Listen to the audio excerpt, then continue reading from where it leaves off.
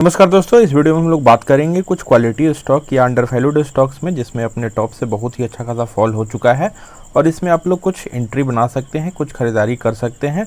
ऊपर के प्राइस पे फंसे हुए हैं तो कुछ एवरेज भी कर सकते हैं या फ्रेश एंट्री भी ले सकते हैं।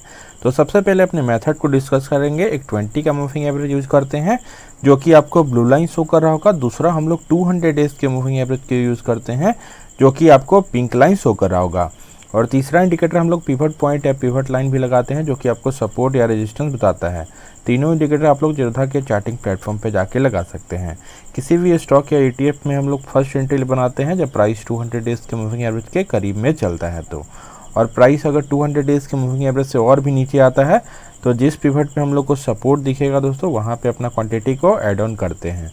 तो ये सब लेवल होता है हम लोग का बाई करने का। मेन पर्पस हम लोग को यही रखना रहता है कि एवरेज प्राइस को किसी तरह से हम लोग को नीचे लाना है और लॉन्ग टर्म तक होल्ड करना है। ये दो बात का हम लोग को ध्यान रखना है और तभी इन्वेस्टमेंट करना है एसआईपी मोड से। तो मनप्पुरम फाइनेंस में बहुत ही लगातार हम लोग को गिरावट होते हुए दिखा था। अपने टॉप से अच्छा खासा फॉल हो चुका था। स्टॉक करीब हाफ प्राइस पे अभी आपको मिल रहा है, करीब 108 के प्राइस पे अभी मिल रहा है। प्राइस 200 डेज़ के मूविंग एवरेज से बहुत ही नीचे चल रहा है और 20 का मूविंग एवरेज भी अब धीरे धीरे ऊपर की तरफ इंक्लाइन होने का कोशिश कर रहा है। तो इन दो लेवल्स पे हम लोग बाई करने के लिए बोले थे। उस कैंडल में भी हम लोग बाई करने के लिए बोले। पिछले दिन हम लोग को 6% से ऊपर का तेजी मनप्पुरम फाइनेंस में देखने को मिला। तो यहाँ पे भी हम अपने टेलीग्राम ग्रुप पे अपडेट किए कि मनप्पुरम में आप कुछ क्वांटिटी ऐड ऑन कर सकते हैं, फ्रेश एंट्री भी बना सकते हैं। लॉन्ग टर्म के पॉइंट ऑफ व्यू से इन्वेस्टमेंट करना है, क्वालिटी स्टॉक है इसलिए शॉर्ट टर्म के पॉइंट ऑफ व्यू से इन्वेस्टमेंट हम लोग को नहीं करना है। तो पहला टारगेट हम लोग को 200 डेज़ के मूविंग एवरेज के करीब तक जाते हुए दिख सकता है। उसके बाद अगर क्रॉस ओवर हम लोग को 200 डेज़ का मूविंग एवरेज और 20 का मूविंग एवरेज में देखने को मिलता है तो और भी हायर हाइस हम लोग को देखने को मिल सकता है। अगर फिर से रेजिस्टेंस मिलता है तो और भी प्राइस नीचे आएगा, लेकिन एफआईआईज़ का मार्केट में लगातार खरीदारी अब शुरू हो चुका है तो हम लोग को भी कुछ क्वांटिटी एसआईपी मोड से इन्वेस्टमेंट करते रहना चाहिए। और अगर मनप्पुरम फाइनेंस में अगर लेवल्स की बात करें दोस्तों तो 110 के ऊपर लेवल्स पे आप लोग को बाई करके चल सकते हैं। लॉन्ग टर्म के पॉइंट ऑफ व्यू से बहुत ही अच्छा एंट्री आप लोग को मिल सकता है। और सेकंड स्टॉक भी हमारा गोल्ड लोन बिजनेस का ही एक मार्केट लीडर है, मुथूट फाइनेंस की हम लोग बात कर रहे हैं। अपने टॉप से बहुत ही अच्छा खासा फॉल हो चुका है। प्राइस 200 डेज़ के मूविंग एवरेज से बहुत ही ऊपर चल रहा था तो हम लोग बात भी करते हैं एफआईआई डेज का सेलिंग आ सकता है। मुथूट फाइनेंस की बात करें तो एक कंसिस्टेंट कंपाउंडर स्टॉक रहा है, बहुत ही अच्छा शानदार सीएजीआर रिटर्न हम लोग को निकाल करके पास्ट में दिया है। लेकिन कोविड के बाद से दोस्तों लगातार गोल्ड लोन बिजनेस में थोड़ा हम लोग को अर्निंग्स में गिरावट होते हुए दिख रहा था। बोथ मुथूट फाइनेंस और मनप्पुरम के अर्निंग्स हम लोग को सबड्यूट रहते हुए दिख रहे थे। क्वार्टरली रिजल्ट्स में हम लोग देख सकते थे जिसके कारण स्टॉक्स प्राइस हम लोग को लगातार नीचे आते हुए दिखा। एफआईआईज़ का भी सेलिंग चल रहा था, लेकिन क्वालिटी स्टॉक है। इसका प्रोडक्ट पोर्टफोलियो भी बहुत डाइवर्सिफाइड अब हो चुका है। व्हीकल लोन, माइक्रो फाइनेंस, ये सब बिजनेस में भी बहुत मुथूट और मनप्पुरम दोनों वर्क कर रहा है। तो फ्यूचर प्रोस्पेक्ट अच्छा है इसलिए हम लोग बाई करके चलेंगे। तो मुथूट फाइनेंस में भी हम लोग देख रहे हैं प्राइस 200 डेज़ के मूविंग एवरेज से बहुत ही नीचे चल रहा है और एक लंबा कंसोलिडेशन हम लोग को देखने को मिल रहा है। एक ट्रायंगल पैटर्न जैसा भी हम लोग को ब्रेकआउट ऊपर की तरफ होते हुए दिखा। पिछले दिन 3-4% का अच्छा ग्रीन कैंडल भी मिला था। इसी कैंडल में आपको कुछ एवरेज करना चाहिए था। इस लेवल पे भी हम लोग पहले मुथूट बाई करने के लिए बोले थे। तो अगर यहाँ पे बाई किए होंगे तो अच्छा एंट्री आपको मिला होगा। अगर फ्रेश एंट्री लेना है या ऊपर के प्राइस पे फंसे हुए हैं तो एक बढ़िया सा ग्रीन कैंडल 2-3% का आपको देखने को मिलता है तो आप लोग बाई करके चल सकते हैं। अगर लेवल्स की बात करें तो 1170 के ऊपर लेवल्स पे आपको मुथूट बाई करके चलना है लॉन्ग टर्म के पॉइंट ऑफ व्यू से, क्योंकि 200 डेज़ के मूविंग एवरेज के करीब में नियर अबाउट रेजिस्टेंस भी देखने को मिल सकता है। थोड़ा बहुत पुलबैक हो सकता है। अगर क्रॉस ओवर कर जाता है तो अच्छा मोमेंटम फिर से हम लोग को देखने को मिलेगा। जब 20 का मूविंग एवरेज परफेक्टली इंक्लाइन हो जाएगा, जनरली 45 डिग्री का एंगल बना लेता है, तो अच्छा मोमेंटम हम लोग को ऊपर की तरफ देखने को मिलता है। तो मुथूट फाइनेंस भी हमारा नेक्स्ट पिक है। आप लोग लॉन्ग टर्म के पॉइंट ऑफ व्यू से जरूर से मुथूट में एंट्री बना करके चलें। अगर मनप्पुरम फाइनेंस है तो मुथूट में भी आपको एंट्री बनाना चाहिए। दोनों स्टॉक्स आपको रखना चाहिए, नहीं तो किसी एक स्टॉक में तो ज़रूर आपको बाई करके चलना चाहिए। और तीसरा स्टॉक की हम लोग बात करेंगे प्रिंस पाइप के बारे में। सैनिटरी और ड्रेनेज पाइप्स बनाने में एक मार्केट लीडर है प्लास्टिक सेक्टर का। तो प्रिंस पाइप में भी हम लोग देख रहे थे लगातार हम लोग को गिरावट होते हुए दिख रहा था, कुछ साइडवेज मोमेंटम भी चलते हुए दिख रहा था। पहले तो प्रिंस पाइप एक मल्टी बैगर स्टॉक रहा था दोस्तों, मात्र 79 का स्टॉक था कोविड के फॉल के बाद, और उसके बाद हम लोग को टॉप बनाते हुए दिखा। करीब 700 तक का भी प्राइस हम लोग को टच होते हुए प्रिंस पाइप में दिखा था। फिर एफआईआईज़ का लंबा सेलिंग हम लोग को देखने को मिला। प्राइस 200 डेज़ के मूविंग एवरेज से ऊपर चल ही रहा था। वीकली चार्ट पे भी आप लोग देख सकते थे और डेली चार्ट पे भी देख सकते थे। तो एफआईआईज़ का सेलिंग के कारण हम लोग को लगातार गिरावट होते हुए प्रिंस पाइप में भी दिखा। तो प्राइस 200 डेज़ के मूविंग एवरेज से अभी फिलहाल की बात करें तो बहुत ही नीचे चल रहा था, तो इस लेवल पे हम लोग फिर से बाई करने के लिए प्रिंस पाइप बोले थे। बढ़िया सा ग्रीन कैंडल आपको बनते हुए दिखा था, तो इस पिवट पे कुछ सपोर्ट था। पिछले दिन भी हम लोग को प्रिंस पाइप में बढ़िया ग्रीन कैंडल बनते हुए दिखा, इसी कैंडल में आपको बाई करके चलना चाहिए था। फिलहाल की बात करें तो 633 के प्राइस पे चल रहा है, तो एक और ग्रीन कैंडल आपको 1-2% का भी मिलता है। और अगर ऊपर के प्राइस पे फंसे हुए हैं तो यहाँ पे एवरेज कर लें। फ्रेश एंट्री के लिए भी अच्छा समय है, लेकिन इस लोकेशन पे अगर ऑलरेडी बाई कर चुके हैं तो आपको बाई करने का ज़रूरत नहीं है। तो प्रिंस पाइप में अगर लेवल्स की बात करें तो 640 के ऊपर लेवल्स पे आपको ज़रूर से प्रिंस पाइप ऐड ऑन करना चाहिए। नेक्स्ट स्टॉक की बात करेंगे नौकरी या इन्फोएस के बारे में। दोस्तों लगातार हम लोग को गिरावट नौकरी.com या इन्फोएस में होते हुए दिख रहा था। 7000 का टॉप बनाने के बाद हम लोग को एफआईआईज का सेलिंग देखने को मिला मार्केट में बहुत ही बड़ा, तो नौकरी में भी लगातार गिरावट होते हुए दिखा।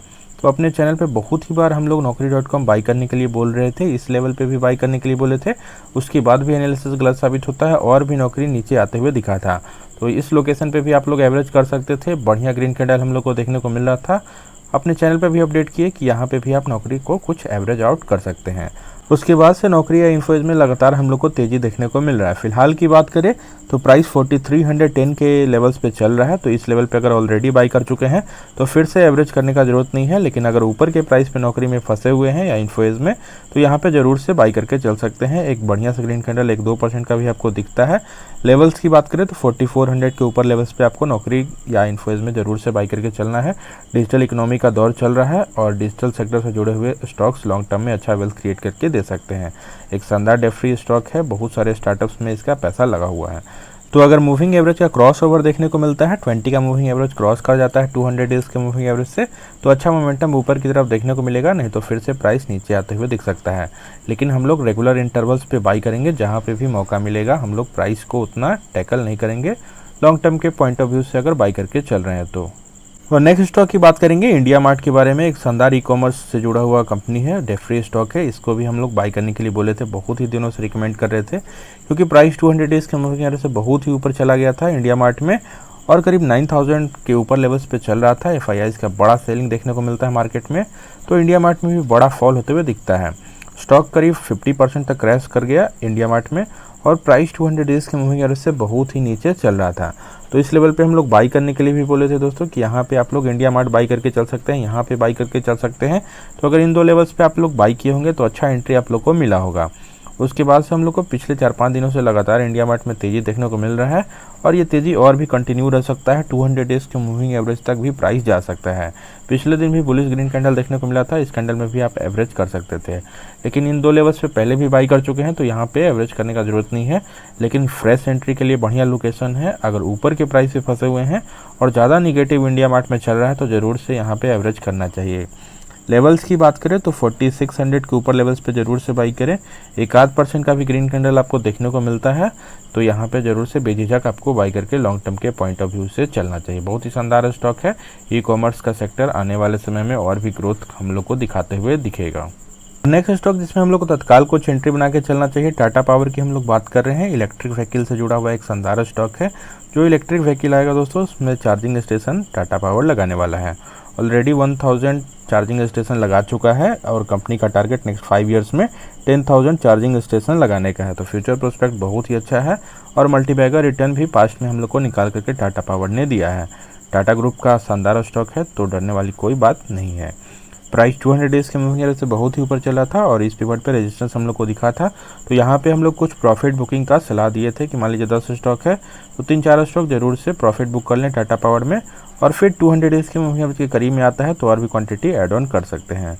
तो 20 का मूविंग एवरेज हम लोग को अब ऊपर जाते हुए दिख रहा है, इंक्लाइंड हो रहा है ऊपर की तरफ।